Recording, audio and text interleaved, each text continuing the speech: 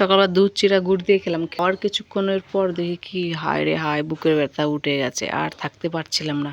ঘরে এসে শুলাম প্রায় আধা ঘন্টার মতো। আজকের ব্যথাটা এরকম লাগছিল না কি বলবো, আর প্রায় আধা ঘন্টার মতো চুপচাপ করে শুয়ে আছি। তারপরে ব্যথা কমলো। তো বোন বললো যে ভাত খেয়ে নে। আমি বলছি না, আমি এখন ভাত খাবো না, আমার শরীরটা ভালো লাগছে না। তো এই জন্যই চলে এলাম পেঁপে কাটতে। সকালবেলা গোটা পেঁপেটা কাটলো, তো পেকে গেছিলো, অর্ধেকটা ভাজা করেছে আর অর্ধেকটা রেখে দিয়েছে আমার জন্য। তো ওই পেঁপেটাই আমি এখন কেটে যে খাবো, কাটতে বসেছি দেখতে পাচ্ছ।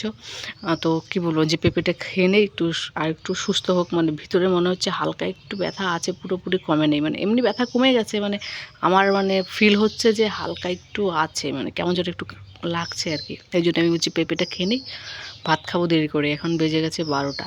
আসলে আজকে আমার নিজের দোষের জন্য ব্যথাটা উঠেছে। কারণ কি, আজকে সকালবেলা আমি কিচ্ছু খাইনি, শুধু মা চা করেছিল, গলা খিচখিচ করেছিল যেন না, ওই লবঙ্গ আদা দিয়ে একটু ঝাল ঝাল করে চা করেছিল। তো আমি শুধু চাই খেয়েছিলাম, বিস্কুট মুড়ি বা আদার্স কিছু খাইনি। খাওয়ার পর আমি দুধ চিটা গুড় দিয়ে খেলাম, সেই কটার সময়, 10:30টার সময় খেলাম।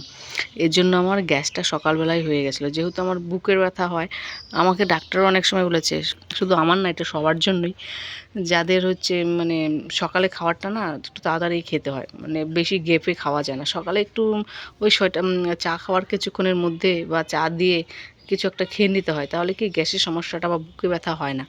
এটা সবার জন্যই। যেহেতু আমি সকালবেলা কিচ্ছু খাইনি, এই জন্য খাওয়াটা দেরি হয়ে গেছে, সকাল থেকে খালি পেট ছিল, এই জন্য ব্যথাটা উঠে গেছে।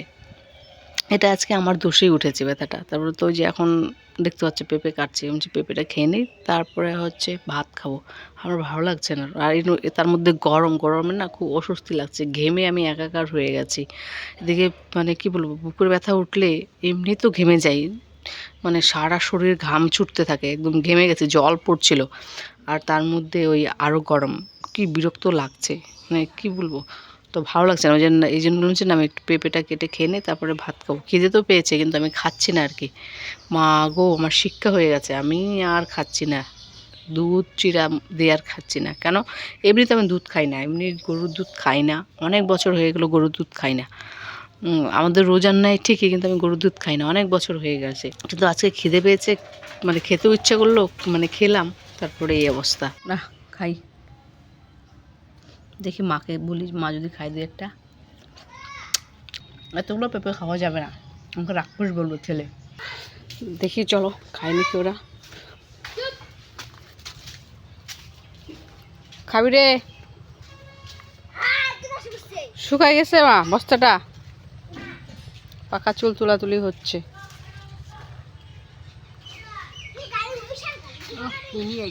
খাই গো পেঁপেগুলো, খালি যদি কমে পেঁপে। এই মা গো, এখন পড়ে যেতাম, ব্রেঞ্চটা ভেঙে গেছে। এই যে এই ছেলেটা, ঈশানটা ব্রেঞ্চটা ভেঙে দিয়েছে লাফিয়ে লাফিয়ে। এখানে নাও, খাও, নরম আছে। খাবি বাবা? ওইগুলো নিয়ে আসো না। চুল ভালোই পাকছে না? এবার চুল তো নাই, সে তো কালার দিলা, মিষ্টি আছে না?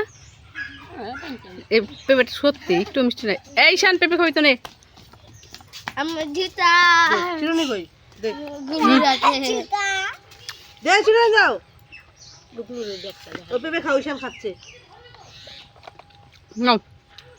তুমি একটা খাও, খাওয়া পরে আসবে। মিষ্টি নাই খুব একটা পেঁপেটার, না রে?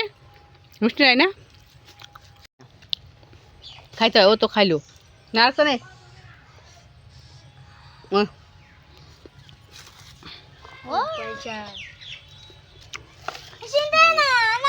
এটা আবার কি কথা, খান দাবে না?